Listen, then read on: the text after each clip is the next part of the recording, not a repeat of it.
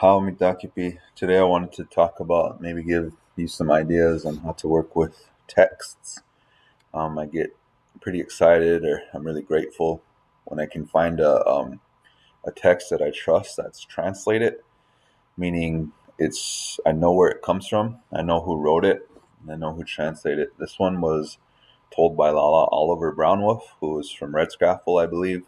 English script by Paul Little and Lakota script by Sidney Keith, who's from the Bear Creek community, I believe. And then the illustrations are by Narlin Bluearm.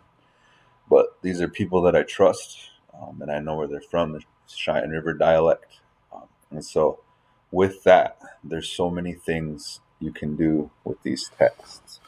So the first thing is to make sure that we understand what we're reading and looking at. All right, so I'm just gonna put the Lakota down.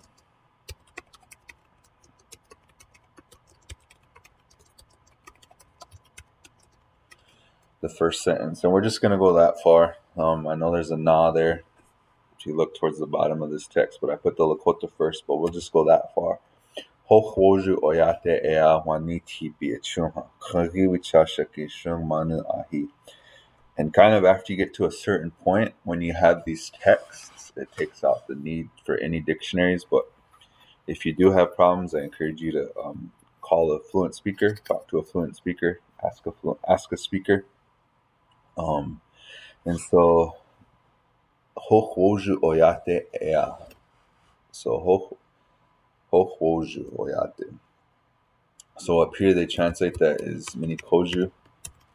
Whoops. Mini koju camp A. So a mini koju camp. And then that A it's called a topic marker, but it's just part of hokoju oyate A, so it makes it real. But anyway, wani tipi. So wani tipi is to make camp in the wintertime. Make winter camp, I guess, is how I'm translating it, or think it is. Ichunha. So if I remember right, that's while. Chasha, so crows. The crows. Shung is short for horses. Manu is they stole. And Ahi is they came as a group. Okay, so that's the literal translation, meaning word for word, the glass, whatever people call it. And the free translation is given to us already. A mini koju camp, which had settled down for the winter, was raided by Crow Indians. Okay. So when you have that, the next thing you could do is the bi-directional translation method. And so this is how it works. So you have your Lakota here. I'm going to cover that up. And then I'm going to translate from Lakota into English the best I can. So, hohoju eate ea wani tipi echunha. So, while a hohoju camp was made for the winter, the crows came and stole horses. Okay, that's how I'm going to translate it. And now that you have that, now you're going to translate it back into Lakota. Okay?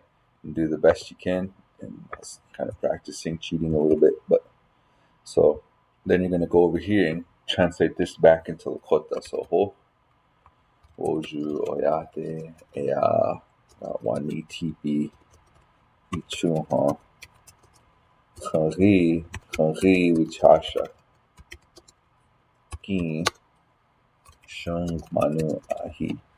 All right, and then you're gonna check that and see where you're at. So I cheated a little bit, but pretty close. Okay, so let's go back to the text. So that's another thing you can do is this bi-directional translation method, going from English to Lakota, covering them up along the way, and then checking to see where you're at with the original. All right, the next thing is if we don't know any of the vocabulary, we can make flashcards. You can use apps. So Anki is a flashcard app that you can use. Memrise is a flashcard app. They're the ones who honored the when I was accused of copyright. They're the ones who removed the lesson though, so I don't use them anymore. But those are some flashcard apps that you can make, or I encourage you to make your own flashcards. And whenever you do, I encourage you to draw them, think in pictures, and when you can think in pictures. And so I already looked this up.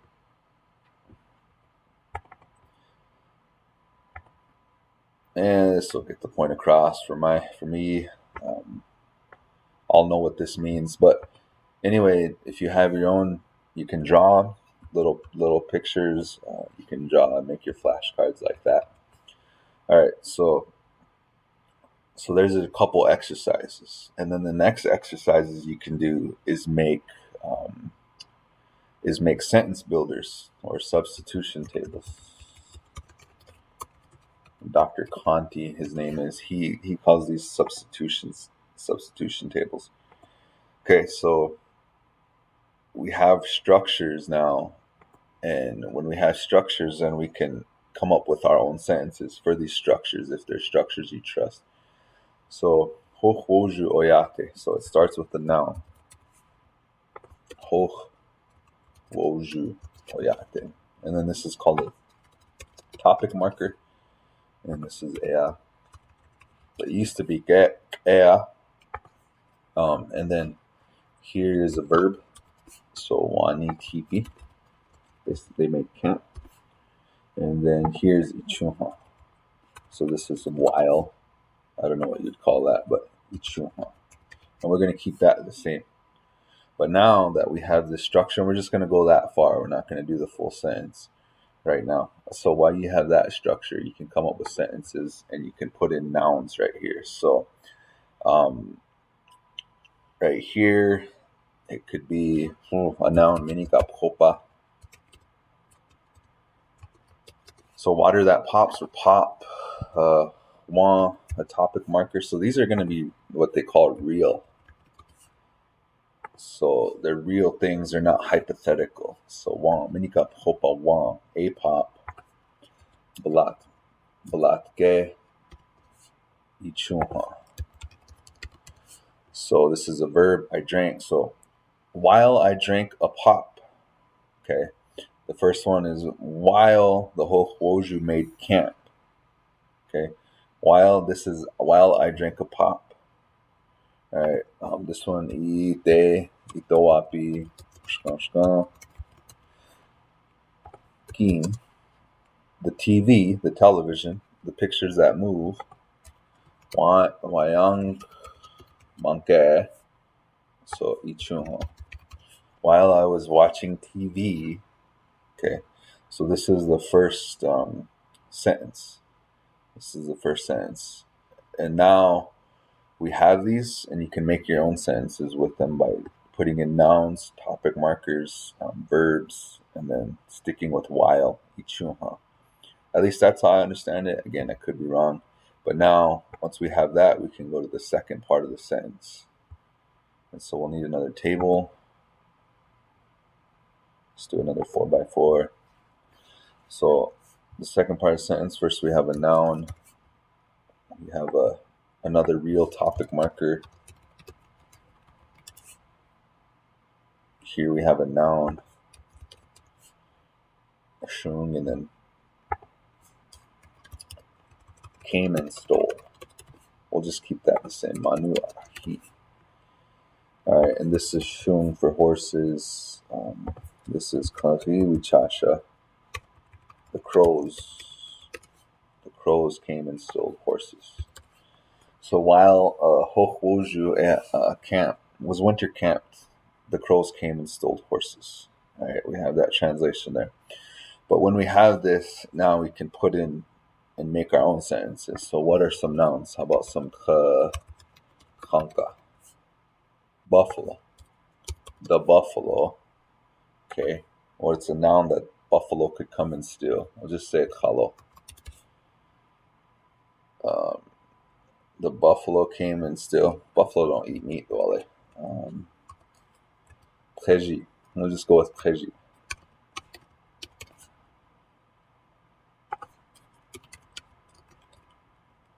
Does that work? They came and stole grass. Yeah. Okay. Kankaki preji manu ahi. The buffalo came and stole grass.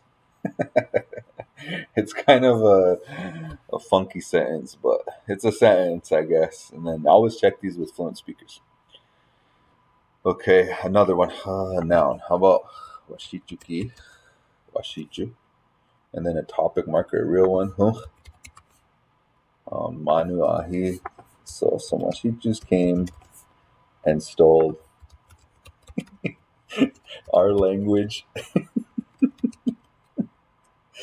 Uh, so now you can put these together. So hojo oyate awani tipi chunha. Khari shug manu ahi. So while Minikoji was winter camped, the crows came and stole horses. The next one, Miniga Popa wan Blatke chunha. Katranka ki preji manu ahi. So while I was drinking a pop, the buffalo came and stole grass. And then the last sentence, Itoa pishkashkanki wang manke chunha. While I was watching TV, washichu hunch. Wicho ye kawapiki manu ahi. So washichus came and stole our language.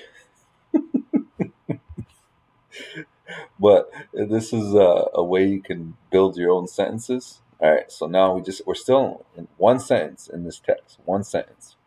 And so we did the literal translation, we did the free translation, we had the free translation, and then we worked flashcards to try to get the vocabulary down.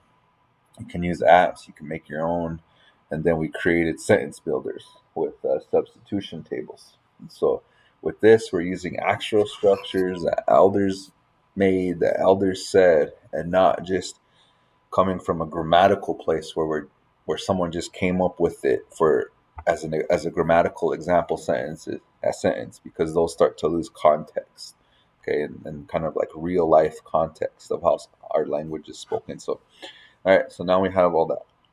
So now what would be nice is if we had we could listen to this text, and I'll just put listen right here, but then we listen, okay, we read, we write, and then our last thing would be that we speak it back up. So we work on the 4 big skills of language, and I think I have one here. Yeah, so I'm working on one of these interactive readers, I've been calling them, but they have down here you can click and it takes you to the sign for the Plains Indian Sign Language. But here, I don't know if you can hear that because of my screen recording stuff. But anyway, you have that listen, okay, if we can, and then we're reading whenever we're doing the bidirectional translation method. We're writing during the bidirectional translation method, and then our goal at the end is to speak it back out without anything, without any text. Hojoju oyate ea wani tipi echunha. Chachi shung manu ahi. Right? But we're also working on our fluency by speaking with our sentence tables. Minigap chopa wan balatke echunha. Washichuhun chwichoye and kitcha piki manu ahi. Okay, so this is a way from one sentence how we can work on our language and hit many, many skills. So do not sleep on translated texts that speakers have written and translated. There's so much we can glean from these, so much we can get out of these. Mitakipi, I hope this video helps.